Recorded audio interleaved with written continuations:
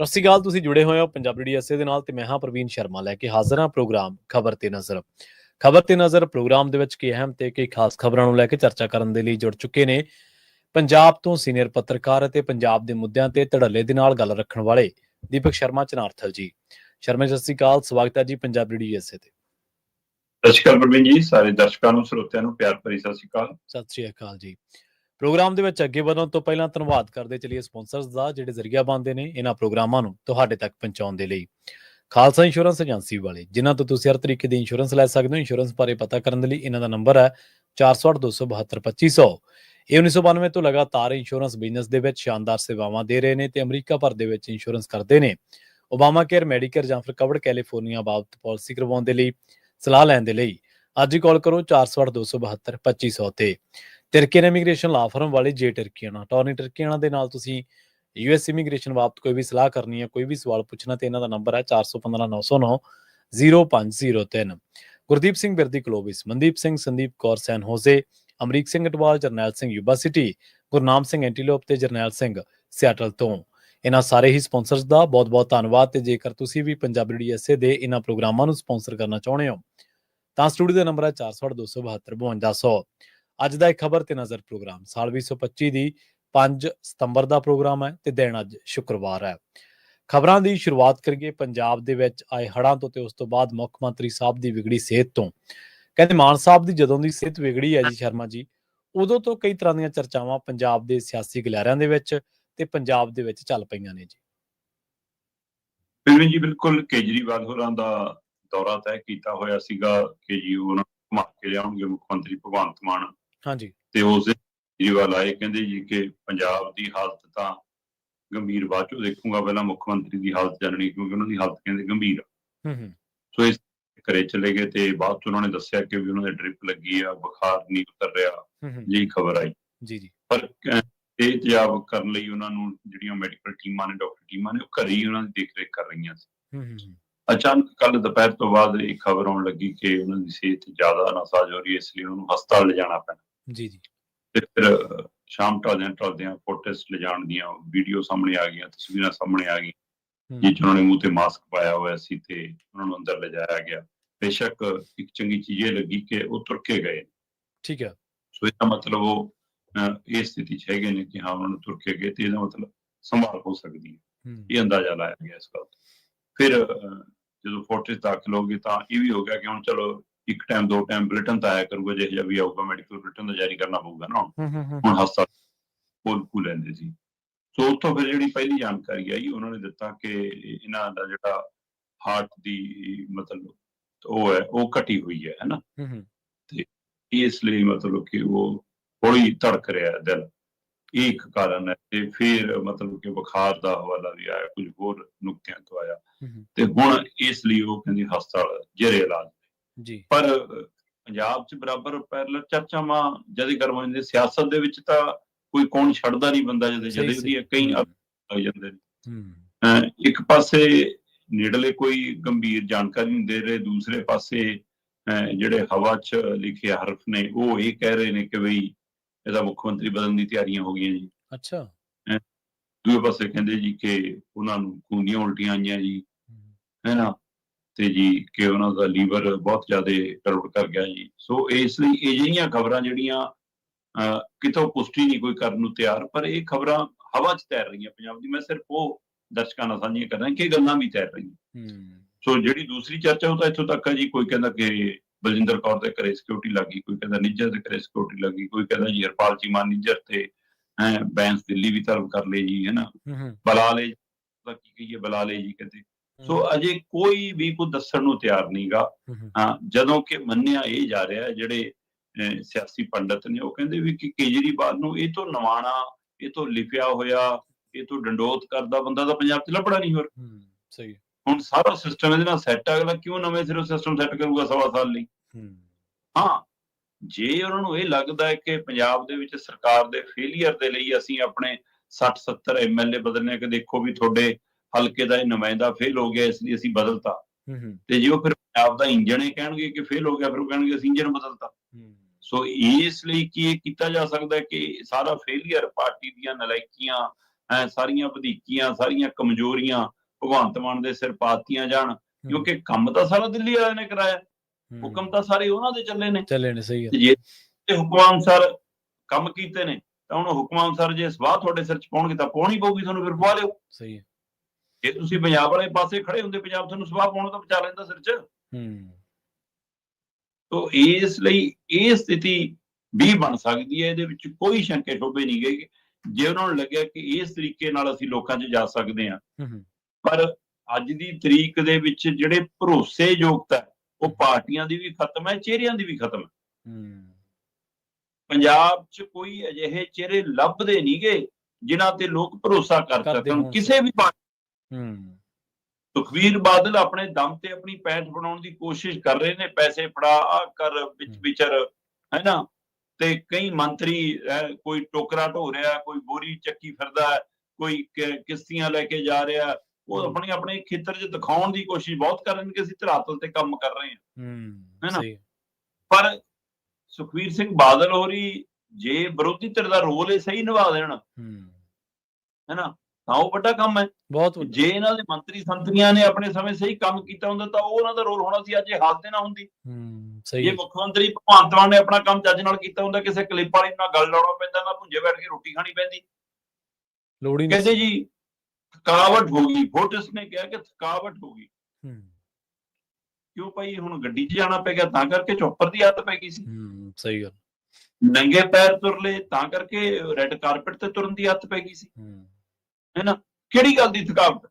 ਓਏ 2 ਘੰਟੇ ਬਾਅਦ ਤੁਸੀਂ ਹਯਾਤ ਹੋਟਲ ਲੁਧਿਆਣੇ ਲੰਮੇ ਪਏ ਸੀ, ਹੈ ਨਾ, ਤੇ ਇੱਕ ਬੁਰਕੀ ਖਾ ਲਈ ਉੱਥੇ ਦਾਲ ਨਾਲ, ਪਤਾ ਨਹੀਂ ਉਹ ਵੀ ਖਾਧੀ ਆ ਕਿ ਨਹੀਂ ਖਾਧੀ, ਫੋਟੋ ਹੀ ਖਿਚਾਈ ਆ, ਬਾਅਦ ਚੋਂ ਵੀਡੀਓ ਆ ਗਈ, ਤੇ ਕਾਹਦੀ ਕਿਹੜੀ ਥਕਾਵਟ? ਸਹੀ ਹੈ। ਅਜੇ ਵੀ ਕਈ ਤਰ੍ਹਾਂ ਦੇ ਮਾਇਨੇ ਲੱਗ ਰਹੇ ਨੇ, ਜਦੋਂ ਕਿ ਫੋਰਟਿਸ ਦੇ ਵਿੱਚ ਮੁੱਖ ਮੰਤਰੀ ਦਾਖਲ ਨੇ, ਤੇ ਅਸੀਂ ਉਹਨਾਂ ਦੀ ਸਿਹਤਯਾਬੀ ਦੀ ਕਾਮਨਾ ਕਰਦੇ ਆ, ਉਹ ਤੰਦਰੁਸਤ ਹੋਣ ਤੇ ਪੰਜਾਬ ਦੇ ਲਈ ਖੜਦੇ ਨਜ਼ਰ ਆਉਣ। ਕੈਬਨਿਟ ਦੀ ਬੈਠਕ ਰੱਖੀ ਸੀ ਸ਼ਾਮ ਨੂੰ, ਉਹ ਵੀ ਰੱਦ ਕਰਨੀ ਪੈ ਗਈ ਕਿ ਜੀ ਮੁੱਖ ਮੰਤਰੀ ਸਾਹਿਬ ਦੀ ਸਿਹਤ ਠੀਕ ਨਹੀਂ, ਇਸ ਲਈ ਕੈਬਨਿਟ ਦੀ ਬੈਠਕ ਰੱਦ ਕੀਤੀ ਜਾਂਦੀ ਆ। ਹੜ੍ਹਾਂ ਨੂੰ ਲੈ ਕੇ ਪਹਿਲੀ ਕੈਬਨਿਟ ਬੈਠਕ ਹੋਣੀ ਸੀ ਜੀ। ਸਹੀ ਹੈ।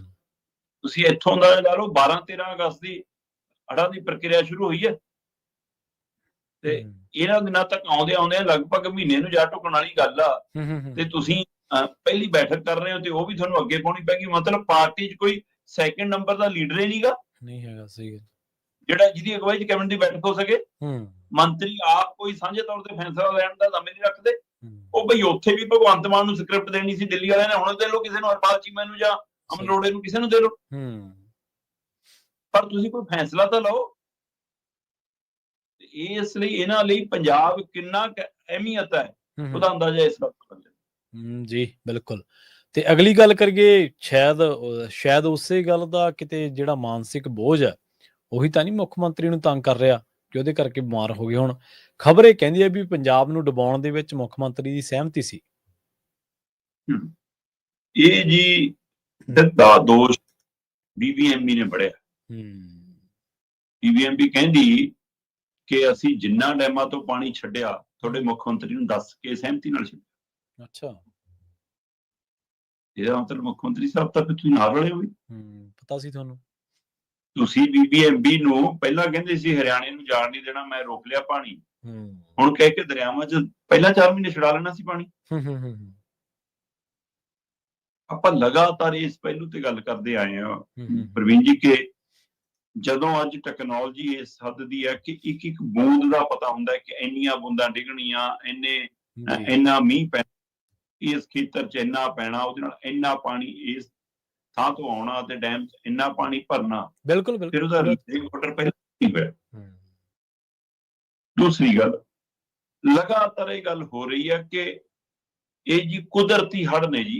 ਇਹ ਕੱਲ ਬੀਬੀਐਮਬੀ ਦੇ ਚੇਅਰਮੈਨ ਨੇ ਵੀ ਸਾਬਤ ਕਰਨ ਦੀ ਕੋਸ਼ਿਸ਼ ਕੀਤੀ ਹੈ ਕੁਦਰਤੀ ਹੜ੍ਹ ਨੇ। ਸਰਕਾਰਾਂ ਵੀ ਇਸ ਨੂੰ ਕੁਦਰਤੀ ਆਫਤ ਸਾਬਤ ਕਰਨ ਤੇ ਜੁਟੀਆਂ ਨੇ। ਬਿਲਕੁਲ ਸਹੀ ਗੱਲ ਹੈ ਪ੍ਰਵੀਨ ਜੀ ਕਿ ਮੀਂਹ ਕੁਦਰਤੀ ਉਹ ਪੈ ਰਿਹਾ। ਬਿਲਕੁਲ ਸਹੀ ਗੱਲ ਹੈ ਕਿ ਵੱਡੀ ਮਾਤਰਾ 'ਚ ਪਾਣੀ ਕੁਦਰਤੀ ਤੌਰ ਤੇ ਆ ਰਿਹਾ, ਪਰ ਮੈਨੇਜ ਕਿਹਨੇ ਕਰਨਾ? ਸੁਪਰੀਮ ਕੋਰਟ ਤਾਂ ਇਹ ਵੀ ਕਹਿੰਦੀ ਹੈ ਕਿ ਤੁਸੀਂ ਜਿਹੜੀ ਦਰਖਤ ਵੱਢੇ ਨੇ, ਪਹਾੜ ਵੱਢੇ ਨੇ, ਕਟਾਈ ਕੀਤੀ ਹੈ, ਵਿਕਾਸ ਦੇ ਨਾਂ ਤੇ ਉਹ ਕਾਰਨ ਜੀ। ਤੇ ਦੂਸਰੇ ਪਾਸੇ ਕੱਲ BBMB ਦੇ ਚੇਅਰਮੈਨ ਕਹਿ ਰਹੇ ਸੀਗੇ ਜੀ ਇਹ ਕੁਦਰਤੀ ਤੌਰ ਤੇ ਆਈ ਆਫਤ ਹੈ ਤੇ ਇੰਨਾ ਪਾਣੀ ਡੈਮ ਰੋਕ ਨਹੀਂ ਸਕਦੇ ਸੀ, ਇਸ ਲਈ ਸਾਨੂੰ ਤਾਂ ਰਿਲੀਜ਼ ਕਰਨਾ ਪੈਣਾ ਸੀ। ਅਸੀਂ ਤੁਹਾਡੇ ਮੁੱਖ ਮੰਤਰੀ ਨੂੰ ਦੱਸਤਾ ਸੀ, ਹਰਿਆਣੇ ਵਾਲੇ ਨੂੰ ਵੀ ਦੱਸਤਾ ਸੀ, ਅਸੀਂ ਕੇਂਦਰ ਸਰਕਾਰ ਨੂੰ ਵੀ ਦੱਸਤਾ ਸੀ ਤੇ ਦੱਸ ਕੇ ਛੱਡਿਆ ਜੀ ਸਹਿਮਤੀ ਨਾਲ ਪਾਣੀ ਇਹਨਾਂ ਸਾਰਿਆਂ ਨੇ। ਠੀਕ ਹੈ। ਹੁਣ ਫਿਰ ਜਦੋਂ ਤੁਸੀਂ ਡੈਮਾਂ ਚੋਂ ਪਾਣੀ ਤੁਸੀਂ ਛੱਡ ਰਹੇ ਹੋ, ਫਿਰ ਇਹ ਕੁਦਰਤੀ ਆਫਤ ਕਿਵੇਂ ਆ? ਕੁਦਰਤੀ ਆਫਤ ਤਾਂ ਹੁੰਦੀ ਕਿ ਜਿਵੇਂ ਉੱਪਰੋਂ ਪਾਣੀ ਆਪਣੇ ਆਪ ਆ ਰਿਹਾ ਤੇ ਉਵੇਂ ਹੀ ਥੱਲੇ ਆਪਣੇ ਆਪ ਜਾ ਰਿਹਾ ਹੁੰਦਾ, ਤੁਹਾਡੀ ਡੈਮ ਨਾ ਹੁੰਦੇ, ਤੁਹਾਡਾ ਕੁਛ ਨਾ ਹੁੰਦਾ, ਫਿਰ ਕਹਿੰਦੇ ਤੁਸੀਂ ਕਿ ਕੁਦਰਤੀ ਹੈ। ਜਾਂ ਪੰਜਾਬ 'ਚ ਹੀ ਪਏ ਮੀਂਹ ਕਰਕੇ ਹੜ੍ਹ ਆਉਂਦੇ, ਫਿਰ ਆਪਾਂ ਕਹਿੰਦੇ ਕੁਦਰਤੀ।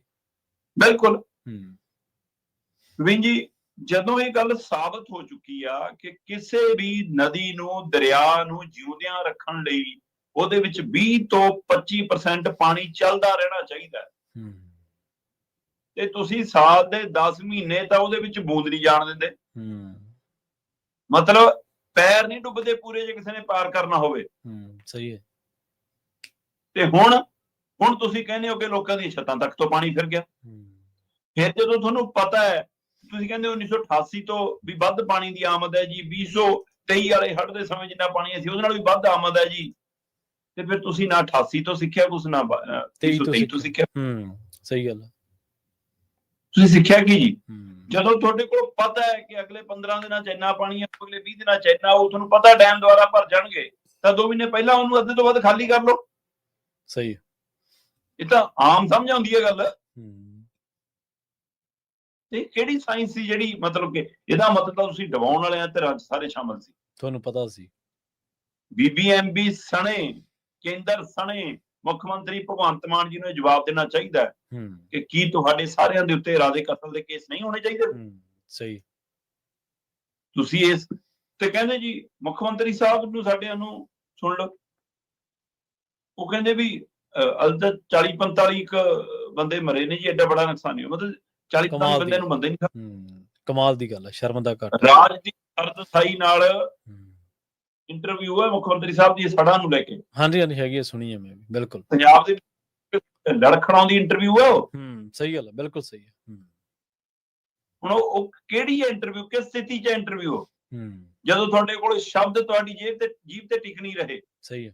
ਤੁਸੀਂ ਪੰਜਾਬ ਦੀ ਪੈਰਵੀ ਨਹੀਂ ਕਰ ਪਾ ਰਹੇ, ਤੁਸੀਂ ਪੰਜਾਬ ਦੀ, ਕੇਂਦਰ ਨੂੰ ਕੀ ਕਹੀਏ ਜੀ, ਕੀ ਮੰਗੀਏ ਜੀ, ਕੀ ਦੱਸੀਏ ਜੀ, ਅਜੇ ਤਾਂ ਨਾਪ ਤੋਲ ਨਹੀਂ ਹੋਇਆ ਜੀ, ਪਾਣੀ ਉਤਰੂਗਾ ਜੀ ਫਿਰ ਹਿਸਾਬ ਲਾਵਾਂਗੇ ਜੀ, ਇਹ ਤਾਂ ਕੁਦਰਤੀ ਕਰੋਪੀ ਆਪੇ ਕਹੀ ਜਾਂਦੇ ਹੋ। ਇਹ ਮੁੱਖ ਮੰਤਰੀ ਹੈ। ਸਹੀ ਹੈ। ਸੋ ਜਨਾਬ, ਤੁਹਾਡੇ ਸ਼ਬਦ ਕਿਉਂ ਡਗਮਗਾ ਰਹੇ ਨੇ, ਹੈ ਨਾ, ਕਿਉਂ ਡਿੱਕੇ ਡੋਲੇ ਖਾ ਰਹੇ ਨੇ ਤੁਹਾਡੇ ਬੋਲ, ਤੁਹਾਡੀਆਂ ਸਤਰਾਂ, ਤੁਹਾਡੇ ਅੱਖਰ? ਸਹੀ ਗੱਲ। ਕੀ ਅਰਥ ਹੈ ਇਹਦਾ? ਬਿਲਕੁਲ, ਬਹੁਤ ਕੁਝ ਕਹਿ ਰਹੀ ਹੈ ਉਹ ਇੰਟਰਵਿਊ। ਸਹੀ ਹੈ ਜੀ। ਮੁੱਖ ਮੰਤਰੀ ਸਾਹਿਬ ਸਹਿਜ ਨਹੀਂ ਹੈਗੇ ਉਸ 'ਚ। ਉਹਨਾਂ ਦਾ ਜਿਹੜਾ ਸਰੀਰ ਆ, ਉਹਨਾਂ ਦੀ ਜਿਹੜੀ ਜ਼ੁਬਾਨ ਆ, ਉਹਨਾਂ ਸਾਥ ਨਹੀਂ ਦੇ ਰਹੀ ਜੀ, ਕੁਛ ਵੀ। ਤੋ ਇਸ ਲਈ ਫਿਰ ਜਿਹੜੀਆਂ ਸੰਸਦ ਤੋਂ ਲੈ ਕੇ ਗੁਰਦੁਆਰੇ ਤੱਕ ਜਾਣ ਦੀਆਂ ਤੁਹਾਡੀਆਂ ਚਰਚਾ ਹੁੰਦੀਆਂ ਨੇ, ਉਹਦੇ ਤੇ ਮੋਹਰ ਲਾ ਰਹੀ ਹੈ ਤੁਹਾਡੀ ਇੰਟਰਵਿਊ। ਸਹੀ। ਕੀ ਅਰਥ ਕਰੀਏ? ਤੇ ਇਸ ਲਈ ਤੁਸੀਂ ਕੇਂਦਰ, BBMB ਸਭ ਇੱਕੋ ਥੈਲੀ ਦੇ ਚੱਟੇ ਵੱਟੇ ਹੋ ਤੇ ਮਿਲ ਕੇ ਪੰਜਾਬ ਨੂੰ ਡੁਬੋਣ ਲੱਗੇ ਹੋ, ਕਿਉਂਕਿ ਇਹ ਇੱਕ ਤਾਣ ਕੇ ਖੜਦਾ ਹੈ। ਇਸ ਨੇ ਤੁਹਾਡੀ ਆ 4 ਦਿਨਾਂ ਦੀ ਅਖੌਤੀ ਜੰਗ ਵੀ ਸਵੀਕਾਰ ਨਹੀਂ ਕੀਤੀ, ਇਹਨਾਂ ਨੇ ਤੁਹਾਡੀ ਧੌਂਸ ਵੀ ਸਵੀਕਾਰ ਨਹੀਂ ਕੀਤੀ, ਇਹਨਾਂ ਨੇ ਤੁਹਾਡਾ ਕਾਰਪੋਰੇਟ ਘਰਾਣਿਆਂ ਨੂੰ ਸੂਬੇ ਸੌਂਪਣ ਦਾ, ਜ਼ਮੀਨਾਂ ਸੌਂਪਣ ਦਾ ਇਹ ਫਾਰਮੂਲਾ ਵੀ ਸਵੀਕਾਰ ਨਹੀਂ ਕੀਤਾ। ਇਸ ਲਈ ਚੁਭਦਾ ਇਹ ਮੰਨੀਏ ਕਿ ਤੁਸੀਂ ਸ਼ਾਸਨ ਪੰਜਾਬ ਨੂੰ ਡੁਬਾਉਣ ਤੇ ਲੱਗੇ ਹੋ ਤੇ ਉਹ ਸਾਜ਼ਿਸ਼ 'ਚ ਮੁੱਖ ਮੰਤਰੀ ਸਾਹਿਬ ਤੁਸੀਂ ਵੀ ਸ਼ਾਮਲ ਹੋ, ਤੇ ਹੁਣ ਜਦੋਂ ਇਹ ਰਾਜ ਖੁੱਲਣ ਲੱਗੇ ਤਾਂ ਬੁਖਾਰ ਚੜ ਗਿਆ। ਬਿਲਕੁਲ, ਰਾਜ ਤਾਂ ਖੁੱਲ ਹੀ ਜਾਣਾ ਸ਼ਰਮਾ ਜੀ। ਰਾਜ ਤਾਂ ਤੁਸੀਂ ਦੇਖੋ ਵੀ ਜਦੋਂ ਜਿਨ੍ਹਾਂ ਦਾ ਕੰਟਰੋਲ ਸੀ, ਗੋਲੀਆਂ ਵੀ ਚਲਾ ਲਈਆਂ, ਬਾਈਬਲ ਕਲਾਂ ਕੋਡ ਪੂਰੇ, ਤੇ ਮਾਫੀਆਂ ਵੀ ਦਵਾ ਲਈਆਂ, ਤੇ ਬਾਕੀ ਸਾਰੇ ਰਾਜ ਵੀ ਦੱਬ ਲਏ। ਪਰ ਜਦੋਂ ਜਾਂਚਾਂ ਚੱਲੀਆਂ, ਜਦੋਂ ਪਤਾ ਲੱਗਾ, ਜਦੋਂ ਪ੍ਰਦੀਪ ਸਿੰਘ ਵਰਗੇ ਮੂਹਰੇ ਆ ਗਏ, ਜਦੋਂ ਗਿਆਨੀ ਗੁਰਮੁਖ ਸਿੰਘ ਵਰਗੇ ਆ ਗਏ, ਰਾਜ ਖੁੱਲ ਗਏ ਨਾ, ਬੇਪਰਦ ਹੋ ਗਿਆ ਨਾ ਸਾਰਾ ਕੁਛ। ਅੱਜ ਇਹ ਸੋਚ ਰਹੇ ਨੇ, ਅੱਜ ਇਹਨਾਂ ਨੂੰ ਲੱਗਦਾ ਵੀ ਸ਼ਾਇਦ ਰਾਜਦੀਪ ਸਰਦਸਾਈ ਵਾਲੀ ਇੰਟਰਵਿਊ ਪਾਰ ਲਾ ਦੂ ਸਾਨੂੰ, ਸਾਡੇ ਤੇ ਤਰਸੀ ਆਜੂ, ਰਾਜ ਇਹ ਵੀ ਖੁੱਲ ਜਾਣੇ। ਅਗਲੀ ਗੱਲ ਕਰੀਏ ਦੌਰੇ ਦੀ। ਕੱਲ ਦੌਰੇ ਦੇ ਬਾਰੇ ਤੁਸੀਂ ਦੱਸਿਆ ਸੀਗਾ ਵੀ ਜਿਹੜੀ ਭਾਜਪਾ ਉਹ ਹਾਵੀ ਸੀ, ਕੈਸ਼ ਕਰ ਗਈ, ਤੇ ਪੰਜਾਬ ਦੇ ਖੇਤੀਬਾੜੀ ਜਿਹੜਾ ਮੰਤਰੀ ਸੀਗਾ ਉਹਨੂੰ ਤੱਕ ਗੱਲ ਰੱਖਣ ਦਾ ਮੌਕਾ ਨਹੀਂ ਮਿਲਿਆ। ਮੁੱਖ ਮੰਤਰੀ ਸਾਹਿਬ ਤਾਂ ਉੱਥੇ ਪਹੁੰਚੇ ਨਹੀਂ ਗਏ, ਉਹ ਤਾਂ ਦੂਰ ਦੀ ਗੱਲ ਹੈ। ਜਿਹੜਾ ਉਹ ਗੱਲ ਕਹਿ ਕੇ ਗਏ ਨੇ ਅਸਲ ਦੇ ਵਿੱਚ, ਜਿਵੇਂ BBMB ਦੇ ਚੇਅਰਮੈਨ ਦਾ ਤੁਸੀਂ ਜ਼ਿਕਰ ਕੀਤਾ, ਉਵੇਂ ਉਹ ਵੀ ਕਹਿ ਰਹੇ ਨੇ ਕਿ ਪੰਜਾਬ ਦੇ ਵਿੱਚ ਜਿਹੜੇ ਹੜ੍ਹ ਆਏ ਨੇ, ਇਹਨਾਂ ਦਾ ਹੜ੍ਹਾਂ ਦਾ ਕਾਰਨ ਤੇ ਇੱਕੋ ਹੀ ਹੈ, ਸਿਰਫ ਉਹ ਹੈ ਮਾਈਨਿੰਗ ਜੀ। शिवराज चौहान होरी दिल्ली पहुंच के ट्वीट करते ने जी। लंबा चौड़ा ट्वीट है। उस ट्वीट चो पंजाब दे हड़ां दी स्थिति नूं बयान करते ने, हालात नूं बयान करते ने, हाँ जी। लोकां दा बनाउण दी गल करते ने, केंद्र नाल खड़ूगा इहदी गल करते ने। पर उस ट्वीट का जिहड़ा तत्सार है वो तत्सार ये कहता है कि शिवराज चौहान होरां ने ये लिखिया कि पंजाब चाहे हड़ां दा कारण माइनिंग है। हुण ओह माइनिंग नजायज भी है ते जायज भी है जी। जायज दे आड़ च तां नजायज हो रही है सारी। तो पर ਉਹਨਾਂ ਨੇ ਨਾਲ ਇੱਕ ਹੋਰ ਗੱਲ ਅਗਲੀ ਕਹੀ ਜੀ ਜੀ। ਉਹ ਕਹਿੰਦੇ ਕਿ ਜਦੋਂ ਕੇਂਦਰ ਦੇ ਵਿੱਚ ਵਾਜਪਾਈ ਸਰਕਾਰ ਸੀ, ਪੰਜਾਬ 'ਚ ਅਕਾਲੀ ਬੀਜੇਪੀ ਸਰਕਾਰ ਸੀ, ਉੱਥੇ ਵਾਜਪਾਈ ਸਾਹਿਬ ਸੀ, ਇੱਥੇ ਪ੍ਰਕਾਸ਼ ਸਿੰਘ ਬਾਦਲ ਸੀ, ਤਦ ਅਸੀਂ ਇਹ ਬੰਨ ਪੱਕੇ ਕੀਤੇ ਸੀ, ਮਜ਼ਬੂਤ ਕੀਤੇ ਸੀ ਤੇ ਹੁਣੇ ਮਾਈਨਿੰਗ ਨੇ ਸਾਰਾ ਕੁਝ ਖੋਖਲਾ ਕਰਤਾ, ਇਸ ਲਈ ਪੰਜਾਬ ਫੜਿਆ। ਪਹਿਲੀ ਗੱਲ ਤਾਂ ਸ਼ਿਵਰਾਜ ਚੌਹਾਨ ਸੱਚੀ ਬੋਲ ਰਹੇ ਨੇ ਕਿ ਪੰਜਾਬ ਚਾਹੇ ਹੜ੍ਹਾਂ 'ਚ ਮਾਈਨਿੰਗ ਵੀ ਇੱਕ ਕਾਰਨ ਹੈ। ਮਾਈਨਿੰਗ ਹੀ ਕਾਰਨ ਤਾਂ ਨਹੀਂ ਹੈਗਾ, ਕੱਲਾ ਮਾਈਨਿੰਗ ਹੀ ਕਾਰਨ ਨਹੀਂ, ਮਾਈਨਿੰਗ ਵੀ ਇੱਕ ਕਾਰਨ ਹੈ। ਜੀ ਜੀ। ਜੇ ਕੁਦਰਤੀ ਆਫਤ ਹੈ, ਜੇਕਰ ਦਰਖਤਾਂ ਦੀ ਕਟਾਈ ਦਾ ਮਾਮਲਾ ਹੈ, ਜੇਕਰ ਪਹਾੜ ਵੱਢਣ ਦਾ, ਉੱਥੇ ਹੋਟਲ ਬਣਾਓ ਜੀ, ਘਰ ਬਣਾਓ ਜੀ, ਸੜਕਾਂ ਬਣਾਓ ਜੀ, ਸੜਕਾਂ ਚੌੜੀਆਂ ਕਰੋ ਜੀ, ਇਹ ਉਹ ਸਾਰੇ ਕਾਰਨ ਨੇ ਜੀ, ਹੈ ਨਾ। ਤਾਂ ਉੱਥੇ ਹੀ ਮਤਲਬ ਕਿ ਡੈਮਾਂ ਦੀ ਨਲਾਇਕੀ, ਕੰਟਰੋਲ ਦਾ ਤਰੀਕਾ ਹੈ ਕਿ ਕੇਂਦਰ ਨੂੰ ਮਤਲਬ ਕਿ ਜਵਾਬਦੇਹੀ, ਸੂਬਿਆਂ ਦੇ ਹੱਕਾਂ ਨੂੰ ਦਰਕਨਾਰ ਕਰਨਾ, ਉਹ ਵੀ ਪਹਿਲੂ ਨੇ ਤੇ ਉਹਨਾਂ ਦੇ ਵਿੱਚ ਹੀ ਮਾਈਨਿੰਗ ਇੱਕ ਪਹਿਲੂ ਹੈ। ਮਾਈਨਿੰਗ ਦੀ ਸਥਿਤੀ ਤਾਂ ਇਹ ਹੈ ਹਾਂਜੀ ਕਿ ਭਾਰਤੀ ਫੌਜ ਨੂੰ ਅਦਾਲਤ ਜਾਣਾ ਪਏਗਾ ਸੀਗਾ ਕਿ ਜੇ ਕੱਲ ਨੂੰ ਜੰਗ ਲੱਗ ਜਾਵੇ ਧਰਾਤਲ ਤੇ ਤਾਂ ਸਾਡੇ ਤਾਂ ਟੈਂਕ ਨਹੀਂ ਪਹੁੰਚ ਸਕਦੇ, ਹੋਰ ਚੀਜ਼ਾਂ ਦਾ ਛੱਡੋ, ਇੰਨਾ ਮਾੜਾ ਇੰਨੇ ਡੂੰਘੇ ਪੱਟਦੇ ਇਹਨਾਂ ਨੇ ਸਹੀ ਬਾਰਡਰ ਖੇਤਰ ਦੇ। ਫਿਰ ਇਸੇ ਮਾਈਨਿੰਗ ਦੇ ਹਵਾਲੇ ਨਾਲ ਤੁਸੀਂ ਪੁਲਾਂ ਦੇ ਉੱਤੋਂ ਮਰੂਤੀ ਕਾਰ ਲੰਘਾ ਕੇ ਦੇਖ ਲਓ, ਪੁਲ ਹਿੱਲਣ ਲੱਗ ਜਾਂਦੇ ਨੇ ਥੱਲੇ, ਮਤਲਬ ਕਿ ਜਿਹੜੇ ਉਹਨਾਂ ਦੇ ਪਿੱਲਰ ਨੇ ਉਹਨਾਂ ਦੇ ਆਲੇ ਖੋ ਸਾਫ਼ ਕਰਤੇ, ਹੁੰਝ ਕੇ ਰੱਖਦੇ, ਇਹਨਾਂ ਨੇ ਪੱਟ ਕੇ ਲੈ ਗਏ।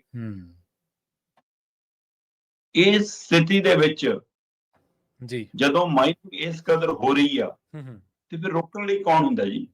ਜੇ ਗੈਰ ਕਾਨੂੰਨੀ ਧੰਦਾ ਹੈ ਤਾਂ ਗੈਰ ਕਾਨੂੰਨੀ ਧੰਦੇ ਨੂੰ ਰੋਕਣਾ ਕਿਹਨੇ ਹੈ ਜੀ? ਸਰਕਾਰਾਂ, ਪ੍ਰਸ਼ਾਸਨ, ਤੰਤਰ ਜੰਤਰ ਕਾਹਦੇ ਵਾਸਤੇ ਆ? ਬਿਲਕੁਲ ਸਹੀ। ਪਰ ਜਨਾਬ ਜੇ ਉਹੀ ਨਾਲ ਮਿਲਿਆ ਹੋਵੇ ਫਿਰ ਰੁਕੂਗਾ ਕਿਵੇਂ? ਫਿਰ ਤਾਂ ਵਧੂਗਾ। ਹੁਣ ਤੁਸੀਂ ਇੱਥੋਂ ਅੰਦਾਜ਼ਾ ਲਾ ਲਓ ਕਿ ਜਦੋਂ ਇਹ ਕਹਿ ਰਹੇ ਨੇ ਸ਼ਿਵਰਾਜ ਚੌਹਾਨ ਜੀ ਦਿੱਲੀ ਜਾ ਕੇ ਕਿ ਜੀ ਵਾਜਪਾਈ ਸਾਹਿਬ ਤੇ ਬਾਦਲ ਸਾਹਿਬ ਦੇ ਸਮੇਂ ਅਸੀਂ ਬੰਨ ਬਣਾਏ ਸੀ ਪਰ ਨਜਾਇਜ਼ ਮਾਈਨਿੰਗ ਨੇ ਜੀ ਡੋਬਤਾ। ਬਈ ਮਾਈਨਿੰਗ ਦੌਰ ਸ਼ੁਰੂ ਕਿਹਦੇ ਰਾਜ 'ਚ ਹੋਇਆ? ਇਹ ਤਾਂ ਦੱਸੋ, ਇਹ ਵੀ ਦੱਸ ਦਿਓ। ਬਾਦਲਾਂ ਦੇ ਰਾਜ 'ਚ ਸ਼ੁਰੂ ਹੋਇਆ। ਸਹੀ ਹੈ। ਬੇਅਦਬੀ ਤੋਂ ਲੈ ਕੇ ਮਾਫੀਆ ਰਾਜ ਦੇ ਟੈਗ ਕਰਕੇ ਛੁੱਟੀ ਹੋਈ। ਇਹ ਵੀ ਤਾਂ ਸੁਖਬੀਰ ਸਿੰਘ ਬਾਦਲ ਨੂੰ ਚੇਤੇ ਰਹਿਣਾ ਚਾਹੀਦਾ ਹੈ ਨਾ, ਕਿ ਤੁਸੀਂ ਤੁਹਾਡੀ ਭਾਈ ਸਾਹਿਬ ਵਿੱਚੇ ਮਿਲੇ ਸੀ, ਹਿੱਸਾ ਪੱਤੀ ਬਰਾਬਰ ਆਉਂਦਾ ਹੋਊਗਾ। ਸਹੀ ਜੀ। ਫਿਰ ਉਹ ਤੋਂ ਬਾਅਦ ਕੈਪਟਨ ਨੇ ਚੌਪਰ ਜਿਹਾ ਡਾ ਕੇ ਇੱਕ ਵਾਰ ਰੌਲਾ ਪਏਗਾ, ਲਓ ਜੀ ਮਾਈਨਿੰਗ ਨੂੰ ਨੱਥ ਪੈਗੀ। ਉਹ ਤੋਂ ਬਾਅਦ ਚਲੋ ਚੱਲ ਹੋ ਗਿਆ, ਮਤਲਬ ਹਿੱਸਾ ਪੱਤੀ ਭਾਈ ਸੈੱਟ ਹੋ ਗਿਆ ਤੁਹਾਡਾ ਵੀ, ਚੱਲੀ ਗਈ। ਚੰਨੀ ਜੀ ਆਏ, ਕਹਿੰਦੇ ਵੀ ਮੈਨੂੰ ਮਾਈਨਿੰਗ ਆ ਮਿਲਣ ਆਇਓ। ਉਹ ਮੀਟਿੰਗਾਂ ਕਰਦੇ ਫਿਰਨਗੇ, ਸਭ ਤੋਂ ਪਹਿਲਾਂ ਸਾਨੂੰ ਵੀ ਸੱਦਿਆ ਕਹਿੰਦੇ। ਉਹਨਾਂ ਨੇ ਇਹਦਾ ਠੀਕ ਕੱਢਿਆ ਤੇ ਮਾਈਨਿੰਗ ਤਾਂ ਵੀ ਨਹੀਂ ਰੁਕੀ। ਤੇ ਹੁਣ ਤਾਂ ਹੁਣ ਵਾਲੀ ਸਰਕਾਰ ਜਿਹੜੀ ਹੈਗੀ ਹੈ, ਸਰਕਾਰ ਬਣਨ ਤੋਂ ਪਹਿਲਾਂ ਕਹਿੰਦੀ ਸੀ ਮਤਲਬ ਕਿ ਐਕਸਾਈਜ਼ ਚੋਂ ਇੰਨਾ ਆ ਜਾਣਾ, ਮਾਈਨਿੰਗ ਚੋਂ ਇੰਨਾ ਆ ਜਾਣਾ। ਸਹੀ ਹੈ। ਤੇ ਹੁਣ ਸਮਝ ਆਈ, ਅਸੀਂ ਸਮਝੀ ਜਾਂਦੇ ਸੀ, ਉਹ ਕਹਿੰਦੇ ਸੀ ਕਿ ਖਜ਼ਾਨੇ 'ਚ ਆ ਜਾਣਾ। ਉਹ ਸਮਝ ਹੁਣ ਆਈ ਕਿ ਉਹਦਾ ਆਉਣਾ ਸੀ ਆਪਣੀਆਂ ਜੇਬਾਂ 'ਚ। ਸੋ ਇਹ ਹੁਣ ਮਾਈਨਿੰਗ ਜਾਰੀ ਹੈ ਤਾਂ ਤੁਹਾਡੀਆਂ ਜੇਬਾਂ 'ਚ ਜਾ ਰਿਹਾ। ਸੋ ਮਾਈਨਿੰਗ ਤਾਂ ਜਾਰੀ ਹੈ ਜਨਾਬ। ਜੇ ਤੁਸੀਂ ਕੇਂਦਰੀ ਮੰਤਰੀ ਇਸ ਨੂੰ ਮਾਈਨਿੰਗ ਨੂੰ ਕਾਰਨ ਮੰਨਦੇ ਹੋ ਤਾਂ ਫਿਰ ਪਹਿਲਾਂ ਇਹ ਟਵੀਟ ਕਰਨ ਤੋਂ ਪਹਿਲਾਂ ਤੁਸੀਂ ਮਾਈਨਿੰਗ ਰਕਾਈ ਹੁੰਦੀ, ਤੁਸੀਂ ਰਕਾ ਲਓ। ਸਹੀ ਹੈ।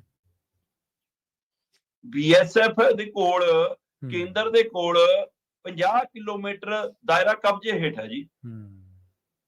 ਸਰਹੱਦ ਤੋਂ 50 ਕਿਲੋਮੀਟਰ, ਮਤਲਬ ਪੰਜਾਬ ਦੇ ਵਿੱਚ ਜਿੰਨਾ ਲੰਬਾ ਬਾਰਡਰ ਹੈ ਨਾ ਪਾਕਿਸਤਾਨ ਦਾ, ਉਸ ਹਵਾਲੇ ਨਾਲ ਤੁਸੀਂ ਜੇ ਮਤਲਬ ਕਿ ਉਹਨੂੰ ਮਿਣ ਕੇ ਦੇਖੋਗੇ ਤਾਂ ਅੱਧੇ ਤੋਂ ਵੱਧ ਪੰਜਾਬ ਕੇਂਦਰ ਦੇ ਕੰਟਰੋਲ 'ਚ ਹੈ, ਬਿਨਾਂ ਸਰਕਾਰ ਤੋਂ। ਤੇ ਫਿਰ ਉੱਥੇ ਰੋਕ ਲੈਂਦੇ ਤੁਸੀਂ। ਸਹੀ ਹੈ। ਖੇਤਰ ਵਾਲੇ 'ਚ ਰੋਕ ਲੈਂਦੇ, ਕਿਉਂ ਨਹੀਂ ਰੁਕਦੀ? ਹੁਣ ਰੇਤ ਚੜੀ ਹੈ ਲੋਕਾਂ ਦੀ ਜ਼ਮੀਨ 'ਚ। ਜਦੋਂ ਤੱਕ ਖੇਤ ਡੁੱਬਣ ਦੀ ਗੱਲ ਆ ਫਿਰ ਤਾਂ ਕਹਿੰਦੇ ਜੀ 4.5 ਲੱਖ ਪੌਣੇ 5 ਲੱਖ ਏਕੜ ਸਾਡੀ ਫਸਲ ਬਰਬਾਦ ਹੋ ਗਈ ਜੀ। ਫਿਰ ਤਾਂ ਅੰਕੜੇ ਇਹ ਜਾਰੀ ਹੋ ਰਹੇ ਨੇ। ਸਹੀ ਹੈ। ਜੇ 4.5 ਪੌਣੇ 5 ਲੱਖ ਏਕੜ ਲੋਕਾਂ ਦੀ ਜ਼ਮੀਨ ਬਰਬਾਦ ਹੋਈ ਹੈ, ਫਿਰ ਉਹ 'ਚ ਰੇਤ ਆਇਆ, ਮਿੱਟੀ ਆਈ, ਉਹਦੇ ਮਾਲਕ ਕੌਣ ਹੈ ਜੀ? ਉਹਨਾਂ ਨੂੰ ਚੱਕਣ ਦਓਗੇ ਨਾ? ਫਿਰ ਉਹ ਦਰਿਆ ਦੀ ਜ਼ਮੀਨ ਬਣ ਜੂਗੀ, ਫਿਰ ਉਹ ਸਰਕਾਰ ਦੀ ਪਰਚੀਆਂ ਕੱਟਣ ਵਾਲੀ ਜ਼ਮੀਨ ਬਣ ਜੂਗੀ। ਬਿਲਕੁਲ। ਕਿਹਨੂੰ ਮੂਰਖ ਬਣਾਉਂਦੇ ਹੋ? ਫਿਰ ਮਾਫੀਆ ਆ ਜੂ ਉੱਥੇ। ਸੋ ਇਸ ਲਈ ਜਦੋਂ ਦਿੱਲੀ ਤੋਂ ਲੈ ਕੇ ਸੂਬਿਆਂ ਤੱਕ ਮਾਫੀਆ ਦਾ ਹੀ ਰਾਜ ਹੋਵੇ, ਫਿਰ ਮੰਤਰੀ ਸਾਹਿਬ ਜਿਹੜੇ ਟਵੀਟ ਕਰਕੇ ਮਜ਼ਾਕ ਨਹੀਂ ਬਣਾਈਦਾ। ਜੀ ਸਹੀ ਗੱਲ। ਤੇ ਗੱਲ ਕਰੀਏ ਪੰਜਾਬ ਦੀ ਰਾਜਧਾਨੀ ਚੰਡੀਗੜ੍ਹ ਦੇ ਬਾਰੇ, ਸ਼ਰਮਾ ਜੀ ਕਹਿੰਦੇ ਕਿਰਦਾ ਹੁਣ ਪੂਰੀ ਤਰ੍ਹਾਂ ਹੀ ਕਿਰ ਗਿਆ ਪੰਜਾਬ ਦੇ ਹੱਥੋਂ ਚੰਡੀਗੜ੍ਹ ਜੀ। ਬਿਲਕੁਲ, ਇਹ 'ਚ ਕੋਈ ਦੋ ਰਾਏ ਨਹੀਂ ਪ੍ਰਵੀਨ ਜੀ, ਕਿ ਆਪਾਂ ਲਗਾਤਾਰ ਪੰਜਾਬ ਦੀ ਰਾਜਧਾਨੀ ਚੰਡੀਗੜ੍ਹ ਦੇ ਦਰਦ ਦੀ ਬਾਤ ਪਾਉਂਦੇ ਰਹੇ। ਮਤਲਬ ਇੱਕ ਐਸਾ ਸੂਬਾ ਹੈ ਜਿਹਦੇ ਕੋਲ ਆਪਣੀ ਰਾਜਧਾਨੀ ਨਹੀਂ, ਆਪਣਾ ਸਿਰੇ ਨਹੀਂ, ਹੈ ਨਾ। ਵੰਡ ਦੇ ਨਾਂ ਦੇ ਉੱਤੇ, ਮੁਲਕਾਂ ਦੀ ਵੰਡ ਦੇ ਨਾਂ ਤੇ ਸਾਤੋਂ ਲਾਹੌਰ ਖੋਲਿਆ, ਹਿਮਾਚਲ ਬਣਾਉਣ ਦੇ ਨਾਂ ਤੇ ਫਿਰ ਸਾਤੋਂ ਸ਼ਿਮਲਾ ਖੋਲਿਆ, ਹੈ ਨਾ। ਫਿਰ ਸਾਨੂੰ ਸਾਡੇ ਪਿੰਡ ਉਜਾੜ ਕੇ, ਸਾਡੇ ਖੇਤ ਬਾਗ ਛੱਪਰ ਉਜਾੜ ਕੇ ਤੁਸੀਂ ਚੰਡੀਗੜ੍ਹ ਉਸਾਰਿਆ, ਤੁਹਾਡੀ ਨਹੀਂ। ਚੱਲ ਕੋਈ ਗੱਲ ਨਹੀਂ, ਮਾੜੀ ਜੀ ਤਰਪਾਲ ਗਵਾਂਢੀ ਨੂੰ ਵੀ ਲਾ ਲੈਣ ਦੋ, ਉਹਨੇ ਵੀ ਅਜੇ ਆਪਣੀ ਰਾਜਧਾਨੀ ਬਣਾਉਣੀ ਹੈ, ਉਹਨੂੰ ਵੀ ਠਹਿਰਾ ਦੇ ਦੋ, ਤੇ ਉਹ ਤੋਂ ਬਾਅਦ ਉਹ ਪੱਕਾ ਬੈਠਾ ਤੇ ਅਸੀਂ ਤੜਪਦੇ ਫਿਰਦੇ। ਸਹੀ ਗੱਲ। ਅੱਜ ਤੋਂ ਬਾਅਦ 1966 ਤੋਂ ਬਾਅਦ ਜਿੰਨੇ ਸੂਬੇ ਹੋਂਦ ਚ ਆਏ, ਉਹਨਾਂ ਸਾਰੇ ਸੂਬਿਆਂ ਕੋਲ ਆਪਣੀ ਨਵੀਂ ਰਾਜਧਾਨੀ ਮਿਲੀ ਆ, ਤੇ ਫਿਰ ਹਰਿਆਣਾ ਨੂੰ ਅਜੇ ਤੱਕ ਨਵੀਂ ਰਾਜਧਾਨੀ ਕਿਉਂ ਨਹੀਂ ਮਿਲੀ? ਸਾਨੂੰ ਸਾਡੀ ਰਾਜਧਾਨੀ ਪੂਰੀ ਤਰ੍ਹਾਂ ਕਿਉਂ ਨਹੀਂ ਸੌਂਪੀ ਗਈ ਚੰਡੀਗੜ੍ਹ? ਜੀ। ਪਰ ਉਸ ਤੋਂ ਬਾਅਦ ਲਗਾਤਾਰ ਇਹ ਪ੍ਰਕਿਰਿਆ ਤੁਰੀ ਕਿ ਜੀ ਚੰਡੀਗੜ੍ਹ ਤੋਂ ਪੰਜਾਬ ਦੂਰ ਹੁੰਦਾ ਗਿਆ। ਅਸੀਂ ਸਮੇਂ ਸਿਰ ਆਪਣਾ 60% ਵਾਲਾ ਕੋਟਾ ਵੀ ਨਹੀਂ ਭਰ ਪਾਉਂਦੇ ਸੀ। ਅਸੀਂ ਆਪਣੇ ਦਫ਼ਤਰ ਆਪੇ ਚੰਡੀਗੜ੍ਹ ਤੋਂ ਸ਼ਿਫਟ ਕਰਕੇ ਮੋਹਾਲੀ ਲਿਆਉਂਦੇ ਰਹੇ। ਸਹੀ। ਅਸੀਂ ਆਪੇ ਚੰਡੀਗੜ੍ਹ ਦੇ ਬਰਾਬਰ ਨਿਊ ਚੰਡੀਗੜ੍ਹ ਦੇ ਨਾਂ ਤੇ ਇੱਕ ਸ਼ਹਿਰ ਉਸਾਰ ਦਿੱਤਾ, ਦਮ ਭਰ ਲਿਆ, ਹੈ ਨਾ। ਤੇ ਅਸੀਂ ਤਾਂ ਆਪਣਾ ਹੱਕ ਆਪੇ ਕਮਜ਼ੋਰ ਕਰਦੇ ਰਹੇ, ਤੇ ਇਹਦਾ ਫਾਇਦਾ ਚੱਕਣਾ ਹੀ ਸੀ। ਕੋਈ ਦੌਰ ਸੀ ਜਦੋਂ ਕਮਿਸ਼ਨਰ ਤੇ SSP ਸਭ ਤੋਂ ਵੱਡੇ ਰੈਂਕ ਹੁੰਦੇ ਸੀ ਚੰਡੀਗੜ੍ਹ ਚ, ਦੋਵੇਂ ਪੰਜਾਬ ਦੇ ਹੁੰਦੇ ਸੀ। ਤੇ ਫਿਰ ਕਮਿਸ਼ਨਰ ਦੇ ਉੱਪਰ ਪ੍ਰਸ਼ਾਸਕ ਲੱਗ ਗਿਆ ਜੀ, ਪ੍ਰਸ਼ਾਸਕ ਨੂੰ ਜੀ ਐਡਵਾਈਜ਼ਰ ਮਿਲ ਗਿਆ ਜੀ, ਉਹ ਵੱਡਾ ਹੋ ਗਿਆ ਜੀ, ਹੈ ਨਾ। SSP ਦੇ ਉੱਪਰ IG DIG ਲੱਗ ਗਏ ਜੀ, ਹੈ ਨਾ, ਉਹ ਵੱਡੇ ਹੋ ਗਏ ਜੀ। ਤੇ ਹੁਣ ਆਹ ਰੈਂਕ ਪੰਜਾਬ ਦੇ ਹੀ ਰਹਿ ਗਏ, ਪਰ ਉੱਪਰ ਵਾਲੇ ਸਾਰੇ ਰੈਂਕ ਜੀ ਜਿੱਥੋਂ ਮਰਜ਼ੀ ਲੈ ਕੇ ਲਾਉਣ, ਡੈਪੂਟੇਸ਼ਨ ਦੇ ਲਾਉਣ, ਹਰਿਆਣੇ ਤੋਂ ਲੈ ਕੇ ਲਾਉਣ, ਚੱਲ ਰਿਹਾ ਕੰਮ। ਸਾਡੇ ਵਾਲਾ 60% ਪੂਰਾ ਨਾ ਕਰੋ, ਹਰਿਆਣੇ ਤੋਂ ਪੂਰਾ ਕਰ ਲਓ, ਹੋਰਨਾਂ ਸੂਬਿਆਂ ਤੋਂ ਪੂਰਾ ਕਰ ਲਓ। ਪੰਜਾਬ ਦੇ ਜਿੰਨੇ ਅਫਸਰ ਅਧਿਕਾਰੀ, ਮੌਜੂਦਾ ਸਾਬਕਾ ਮੰਤਰੀ ਸੰਤਰੀ ਜਿੰਨੇ ਚੰਡੀਗੜ੍ਹ 'ਚ ਬੈਠੇ ਨੇ, ਉਹ ਚਾਹੁੰਦੇ ਨਹੀਂ ਕਿ ਚੰਡੀਗੜ੍ਹ ਪੰਜਾਬ ਨੂੰ ਮਿਲੇ, ਹੈ ਨਾ। ਤੇ ਦੂਏ ਗਿਣਤੀ ਇੰਨੇ ਵਧਾ ਗਏ, ਉਹ ਕਹਿੰਦੇ ਕਿ ਕੱਲ ਨੂੰ ਅਸੀਂ ਇਹਨੂੰ ਸੂਬਾ ਬਣਾ ਕੇ ਤਿਆਰ। ਮਨੀਸ਼ ਤਿਵਾੜੀ, ਜਿਹਨੂੰ ਕਦੇ ਤੁਸੀਂ ਲੁਧਿਆਣੇ ਤੋਂ ਜਿਤਾਇਆ, ਕਦੇ ਤੁਸੀਂ ਸ਼੍ਰੀ ਅਨੰਦਪੁਰ ਸਾਹਿਬ ਤੋਂ ਜਿਤਾਇਆ, ਹੁਣ ਉਹ ਕੇਂਦਰ ਸਰਕਾਰ ਮੂਹਰੇ ਕੇਸ ਰੱਖਦਾ ਫਿਰਦਾ ਹੈ ਜੀ ਕਿ ਚੰਡੀਗੜ੍ਹ ਨੂੰ ਤਾਂ ਸਟੇਟ ਬਣਾ ਦਿਓ ਇੱਕ। ਮਤਲਬ ਅਸੀਂ ਕਹਿੰਦੇ ਹਾਂ ਚੰਡੀਗੜ੍ਹ ਸਾਨੂੰ ਮਿਲਣਾ ਚਾਹੀਦਾ। ਇਹ ਕਹਿੰਦੇ ਅਸੀਂ ਤੁਹਾਡਾ ਮੋਹਾਲੀ ਵੀ, ਖਰੜ ਵੀ, ਜੀਰਕਪੁਰ ਵੀ, ਬਨੂੜ ਡੇਰਾ ਬਸੀ ਵੀ, ਹੈ ਨਾ, ਇਹ ਸਾਰਾ ਕੁਝ ਨਿਊ ਚੰਡੀਗੜ੍ਹ ਵਾਲਾ ਏਰੀਆ ਵੀ ਠੀਕ ਹੈ। ਨਾਲ ਮਾੜਾ ਜਿਹਾ ਹਿਮਾਚਲ ਦਾ ਬੱਦੀ ਬੁੱਦੀ ਵਾਲਾ ਹੋ ਸਕਦਾ ਲੈ ਲੈਣ, ਮਾੜਾ ਜਿਹਾ ਹਰਿਆਣੇ ਦਾ ਪੰਚਕੂਲੇ ਵਾਲਾ, ਪੰਜੋਰ ਵਾਲਾ ਲੈ ਲੈਣ, ਤੇ ਪੰਜਾਬ ਦਾ ਸਾਰਾ ਏਰੀਆ ਇੱਧਰ ਵਾਲਾ ਹੁੰਜ ਕੇ ਕਹਿੰਦੇ ਜੀ ਇੱਕ ਸਟੇਟ ਬਣਾ ਲਓ। ਉਹ ਪਤਾ ਨਹੀਂ ਆਵੇ ਮੁੱਖ ਮੰਤਰੀ ਬਣਨ ਲਈ ਕਾਲੇ ਨੇ, ਸ਼ਾਇਦ ਐਂ ਮੈਂ ਮੁੱਖ ਮੰਤਰੀ ਬਣ ਜਾਊਗਾ, ਹੈ ਨਾ, ਉਹ ਚੱਲ ਰਿਹਾ। ਪਰ ਇੱਥੇ ਤੱਕ ਆਉਂਦਿਆਂ ਸਮੇਂ ਜਦੋਂ ਆਵਾਜ਼ ਉੱਠੀ, ਇੱਥੋਂ ਭਾਸ਼ਾ ਨੂੰ ਬਾਹਰ ਕੀਤਾ, ਯੂਨੀਵਰਸਿਟੀ 'ਚ ਸਾਡੇ ਹੱਕ ਖੋਰੇ, ਵਿਭਾਗੀ ਤੌਰ ਤੇ ਸਾਡੇ ਹੱਕ ਖੋਰੇ, ਤਾਂ ਹੁਣ ਕਹਿੰਦੇ ਜੀ ਸਰਵਿਸ ਰੂਲ ਬਦਲਦੇ। ਅੱਛਾ, ਮਤਲਬ ਹੁਣ ਵੀ ਜੇ ਕੋਈ ਫੈਸਲਾ ਹੈ ਤਾਂ ਉਹ ਪੰਜਾਬ ਦਾ ਲਾਗੂ ਹੁੰਦਾ ਹੈ। ਪੰਜਾਬ ਦਾ ਰਾਜਪਾਲ ਹੀ ਚੰਡੀਗੜ੍ਹ ਦਾ ਪ੍ਰਸ਼ਾਸਕ ਲਾਇਆ ਸੀ, ਵੀ ਟੈਂਪਰੇਰੀ ਫੇਸ ਸੀ, ਦੁਰਸਤ ਹੋਣ ਤੋਂ। ਜਿਵੇਂ ਆਪਾਂ ਕੱਲ ਗੱਲ ਕਰ ਰਹੇ ਸੀ ਨਾ ਕਿ ਵੀ ਬਾਕੀ ਸਾਰਾ ਕੁਝ ਖੁੱਲ ਗਿਆ ਉਸ ਕਾਲੇ ਦੌਰ ਦੇ ਹਵਾਲੇ ਤੋਂ ਬਾਅਦ, ਹੈ ਨਾ, ਤੇ ਫਿਰ ਵਿਦਿਆਰਥੀ ਚੋਣਾਂ ਕਿਉਂ ਨਹੀਂ ਖੁੱਲੀਆਂ? ਉਸੇ ਤਰ੍ਹਾਂ ਜੇ ਪ੍ਰਸ਼ਾਸਕ ਉਸ ਦੌਰ ਚ ਲਾਇਆ ਸੀ, ਲੋੜ ਸੀ, ਮੁੜ ਕੇ ਹਟਾਇਆ ਕਿਉਂ ਨਹੀਂ? ਸਹੀ ਹੈ। ਪਰ ਇਹ ਤਾਂ ਪਿਛਲੇ ਦਿਨ ਇਹ ਵੀ ਕੋਸ਼ਿਸ਼ ਕਰ ਰਹੇ ਸੀ ਕਿ ਪੰਜਾਬ ਦੇ ਰਾਜਪਾਲ ਨੂੰ ਚੰਡੀਗੜ੍ਹ ਦਾ ਪ੍ਰਸ਼ਾਸਕ ਨਾ ਲਾਓ, ਵੱਖਰਾ ਹੀ ਲਾ ਲਓ। ਉਹ ਕੋਸ਼ਿਸ਼ ਵੀ ਇਸੇ ਸ਼ਾਇਦ ਸੀ, ਉਸ ਸਮੇਂ ਵਿਰੋਧ ਹੋ ਗਿਆ, ਉਹ ਗੱਲ ਰੁਕ ਗਈ। ਪਰ ਹੁਣ ਇਹਨਾਂ ਨੇ ਸਰਵਿਸ ਰੂਲ ਬਦਲਦਿਆਂ ਹੋਇਆਂ ਚੰਡੀਗੜ੍ਹ ਦੇ ਵਿੱਚ ਮੁਲਾਜ਼ਮਾਂ ਦੀ ਤੈਨਾਤੀ, ਮੁਲਾਜ਼ਮਾਂ ਦੀ ਨਵੀਂ ਭਰਤੀ, ਤਬਾਦਲੇ, ਉਹ ਸਾਰੇ ਅਧਿਕਾਰ ਸਿੱਧੇ ਪ੍ਰਸ਼ਾਸਕ ਕੋਲ ਚਲੇ ਗਏ। ਕੋਈ ਪੰਜਾਬ ਨੂੰ ਪੁੱਛਣ ਦੀ ਲੋੜ ਨਹੀਂ, ਕੋਈ ਦੱਸਣ ਦੀ ਲੋੜ ਨਹੀਂ। ਪੰਜਾਬ ਵਾਲੇ ਫੈਸਲੇ ਜਿਹੜੇ ਲਾਗੂ ਹੁੰਦੇ ਸੀ ਹੁਣ ਬਿਲਕੁਲ ਲਾਗੂ ਨਹੀਂ ਹੋਣਗੇ। ਸਿੱਧਾ ਪੂਰੀ ਤਰ੍ਹਾਂ ਨਾਲ ਪ੍ਰਸ਼ਾਸਕ ਦੇ ਰਾਹੀਂ ਕੇਂਦਰ ਨੇ ਆਪਣਾ ਕੰਟਰੋਲ ਕਰ ਲਿਆ। ਇਹਨੂੰ ਇਹ ਸੰਪੂਰਨ ਡਿਊਟੀ ਬਣਾਉਣ ਵੱਲ ਵੱਧ ਗਏ ਨੇ, ਤੇ ਪੰਜਾਬ ਦੀ ਰਾਜਧਾਨੀ ਵਜੋਂ ਇਸ ਨੂੰ ਖਤਮ ਕਰਨਗੇ। ਕਿਸੇ ਦਿਨ ਵੀ ਇਹਨਾਂ ਦਾ ਬੋਰੀ ਬਿਸਤਰਾ ਚੱਕ ਕੇ ਮੈਨੂੰ ਲੱਗਦਾ ਮੋਹਾਲੀ ਵਾਲੇ ਪਾਸੇ ਰੱਖ ਜਾਣਗੇ ਕਿ ਆ ਸੰਭਵ ਤੁਹਾਤੋਂ ਚੰਡੀਗੜ੍ਹ ਗਿਆ। ਲੀਡਰਾਂ ਨੇ ਵਿਰੋਧ ਕੀਤਾ, ਅਕਾਲੀਆਂ ਨੇ ਕੀਤਾ, ਕਾਂਗਰਸੀਆਂ ਨੇ ਕੀਤਾ, BJP ਵਾਲਿਆਂ ਨੇ ਕੀਤਾ, ਆਪ ਵਾਲਿਆਂ ਨੇ ਕੀਤਾ, ਇਹ ਵਿਰੋਧ ਕਿੱਥੇ ਹੈ? ਟਵੀਟ ਤੇ ਹੈ, ਸਹੀ ਸੋਸ਼ਲ ਮੀਡੀਆ ਤੇ ਹੈ, ਅਖਬਾਰ ਤੇ ਹੈ। ਔਰ ਇਹ ਵਿਰੋਧ ਮੈਂ ਸਾਲਾਂ ਦਰ ਸਾਲਾਂ ਦੇਖਦਾ ਹੁੰਦਾ। ਅਗਲਿਆਂ ਨੇ ਸਾਡੀ ਭਾਸ਼ਾ ਕੱਢ ਕੇ ਬਾਹਰ ਰੱਖਤੀ, ਅੰਗਰੇਜ਼ੀ ਰੱਖ ਲਈ ਤੇ ਪੰਜਾਬੀ ਨੂੰ ਤੋੜਤਾ ਚੰਡੀਗੜ੍ਹ ਤੋਂ। ਤੇ ਤੁਹਾਡਾ ਵਿਰੋਧ ਅਖਬਾਰਾਂ ਤੇ ਹੈ, ਟੀਵੀ ਚੈਨਲਾਂ ਤੇ ਹੈ। ਤੇ ਹੁਣ ਵੀ ਸਰਵਿਸ ਰੂਲ ਦੇ ਖਿਲਾਫ ਤੁਹਾਡਾ ਵਿਰੋਧ ਅਖਬਾਰਾਂ ਤੇ ਟੀਵੀ ਚੈਨਲਾਂ ਤੇ ਹੈ। ਧਰਾਤਲ ਤੇ ਵਿਰੋਧ ਕਿੱਥੇ ਹੈ? ਪਤਾ ਹੈ ਸਰਕਾਰਾਂ ਨੂੰ, ਕੇਂਦਰ ਵਾਲਿਆਂ ਨੂੰ, ਕਿ ਹਾਂ ਤੁਸੀਂ ਇੰਨਾ ਕਿ ਬੋਲਣਾ ਬੋਲ ਦੇਣਾ, ਅਸੀਂ ਆਪਣਾ ਨਿਯਮ ਲਾਗੂ ਕਰਨਾ। ਪਹਿਲੇ ਵੀ ਲਾਗੂ ਹੋਣੇ, ਇਹ ਵੀ ਲਾਗੂ ਹੋ ਜਾਣਾ। ਕਿਰਦਾ ਪੂਰੀ ਤਰ੍ਹਾਂ ਪੰਜਾਬ ਦੇ ਹੱਥੋਂ, ਪੰਜਾਬ ਦੀ ਰਾਜਧਾਨੀ ਵਜੋਂ ਚੰਡੀਗੜ੍ਹ ਘਿਰ ਚੁੱਕਿਆ ਹੈ। ਹੁਣ ਵਾਪਸ ਲੈਣ ਦੇ ਲਈ ਨਵੇਂ ਸਿਰੇ ਤੋਂ ਜੱਦੋਜਹਿਦ ਦੀ ਲੋੜ ਹੈ। ਇਹਨਾਂ ਤਿਲਾਂ 'ਚ ਤੇਲ ਨਹੀਂ ਜਿਨ੍ਹਾਂ ਤੋਂ ਅਸੀਂ ਆਸ ਭਾਲਦੇ। ਹੌਲੀ ਹੌਲੀ ਵਿਧਾਨ ਸਭਾ ਬਣ ਜਾਣੀ ਹੈ, ਵਿਧਾਨ ਸਭਾ 'ਚ ਸੀਟਾਂ ਬਣ ਜਾਣੀਆਂ। ਹੌਲੀ ਹੌਲੀ ਫਿਰ ਅਗਲੇ ਪੜਾਅ ਦੇ ਵਿੱਚ ਸਾਡੇ ਮੰਤਰੀਆਂ ਦੀਆਂ ਕੋਠੀਆਂ ਉਹਨਾਂ ਨੇ ਬਾਹਰ ਕੱਢ ਕੇ ਮਾਰਨੀਆਂ। ਉਹਨਾਂ ਨੇ ਆਖਣਾ ਇਹ ਇੱਥੇ ਤੁਹਾਡੀਆਂ ਕੋਠੀਆਂ ਨਹੀਂ, ਆਪਦੇ ਰਾਜ ਦੇ ਵਿੱਚ ਬਣਾਓ। ਜਦੋਂ ਇਹ ਰਾਜ ਹੀ ਬਣ ਜਾਣਾ, ਵਿਧਾਨ ਸਭਾ ਬਣ ਗਈ, ਰਾਜ ਬਣ ਜਾਣਾ। ਇਹ ਵਿਧਾਨ ਸਭਾ ਇੱਥੇ ਵਾਲੇ ਨਵੇਂ ਐਮਐਲਏ ਆਉਣਗੇ, ਇੱਥੇ ਸਰਕਾਰੀ ਕੋਠੀਆਂ 'ਚ ਉਹ ਰਹਿਣਗੇ। ਹਾਂਜੀ। ਤੇ ਸਾਦਾ ਬੁਰੀ ਬਿਸਤਰਾ ਚੁਕਾ ਕੇ ਬਾਹਰ ਸਿੱਟ ਦੇਣਗੇ। ਬਿਲਕੁਲ। ਅਗਲੀ ਇੱਕ ਇਹਨਾਂ ਗਰਮ ਹਵਾਵਾਂ ਦੇ ਵਿੱਚ, ਤੱਤੀਆਂ ਹਵਾਵਾਂ ਦੇ ਵਿੱਚ ਠੰਡਾ ਬੁੱਲਾ ਆਇਆ ਆਸਟ੍ਰੇਲੀਆ ਤੋਂ। ਮਾਂ ਬੋਲੀ ਪੰਜਾਬੀ, ਸਾਡੀ ਮਾਂ ਬੋਲੀ ਪੰਜਾਬੀ ਤੇ ਸਾਨੂੰ ਉਨਾ ਹੀ ਮਾਣ ਹੈ ਜਿੰਨਾ ਮਾਣ ਅਸੀਂ ਆਪਣੀ ਧਰਤੀ ਮਾਂ ਤੇ ਕਰਦੇ ਹਾਂ, ਜਿੰਨਾ ਮਾਣ ਅਸੀਂ ਆਪਦੀ ਜਿਹੜੀ ਮਾਂ ਨੇ ਸਾਨੂੰ ਜੰਮਿਆ ਉਹਦੇ ਤੇ ਕਰਦੇ ਹਾਂ। ਮਾਂ ਬੋਲੀ ਪੰਜਾਬੀ ਉੱਥੇ 13ਵੀਂ ਭਾਸ਼ਾ ਬਣ ਗਈ ਹੈ ਜੀ ਆਸਟ੍ਰੇਲੀਆ ਦੇ ਵਿੱਚ। ਬਿਲਕੁਲ ਜੀ, ਇਹ ਪੰਜਾਬੀ ਭਾਈਚਾਰੇ ਦੀ ਇੱਕ ਖਾਸੀਅਤ ਹੈ ਕਿ ਉਹ ਜਿੱਥੇ ਜਾਂਦੇ ਨੇ ਉੱਥੇ ਸੱਭਿਆਚਾਰ, ਆਪਣਾ ਰਹਿਣ ਸਹਿਣ, ਆਪਣੀ ਬੋਲੀ, ਉਸ ਨੂੰ ਮਾਣ ਦਿਵਾਉਣ ਲਈ ਜੱਦੋਜਹਿਦ ਕਰਦੇ।